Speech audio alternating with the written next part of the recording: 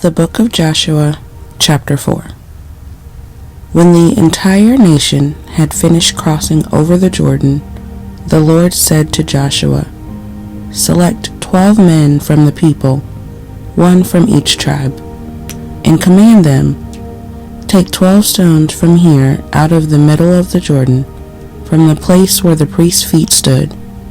Carry them over with you, and lay them down in the place where you camped tonight." Then Joshua summoned the 12 men from the Israelites, whom he had appointed, one from each tribe. Joshua said to them, "Pass on before the ark of the Lord your God into the middle of the Jordan, and each of you take up a stone on his shoulder, one for each of the tribes of the Israelites, so that this may be a sign among you. When your children ask in time to come, 'What do these stones mean to you?' then you shall tell them that the waters of the Jordan were cut off in front of the ark of the covenant of the Lord. When it crossed over the Jordan, the waters of the Jordan were cut off. So these stones shall be to the Israelites a memorial forever." The Israelites did as Joshua commanded. They took up 12 stones out of the middle of the Jordan, according to the number of the tribes of the Israelites, as the Lord told Joshua, carried them over with them to the place where they camped, and laid them down there. Joshua set up 12 stones in the middle of the Jordan, in the place where the feet of the priests bearing the Ark of the Covenant had stood, and they are there to this day. The priests who bore the ark remained standing in the middle of the Jordan, until everything was finished that the Lord commanded Joshua to tell the people, according to all that Moses had commanded Joshua. The people crossed over in haste. As soon as all the people had finished crossing over, the ark of the Lord and the priests crossed over in front of the people.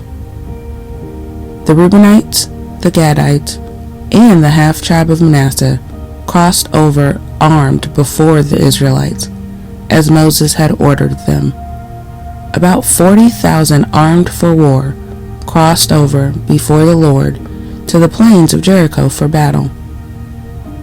On that day the Lord exalted Joshua in the sight of all Israel, and they stood in awe of him, as they had stood in awe of Moses all the days of his life.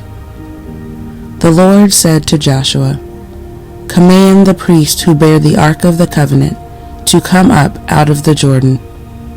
Joshua therefore commanded the priest, "Come up out of the Jordan."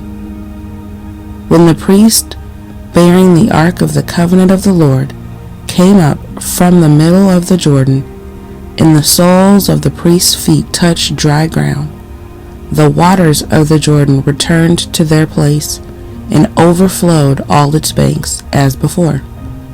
The people came up out of the Jordan on the 10th day of the first month, and they camped in Gilgal on the east border of Jericho.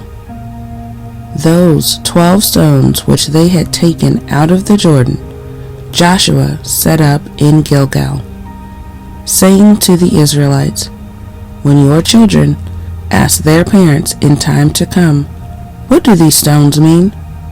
then you shall let your children know, Israel crossed over the Jordan here on dry ground. For the Lord your God dried up the waters of the Jordan for you until you crossed over, as the Lord your God did to the Red Sea, which he dried up for us until we crossed over, so that all the peoples of the earth may know that the hand of the Lord is mighty, and so that you may fear the Lord your God forever."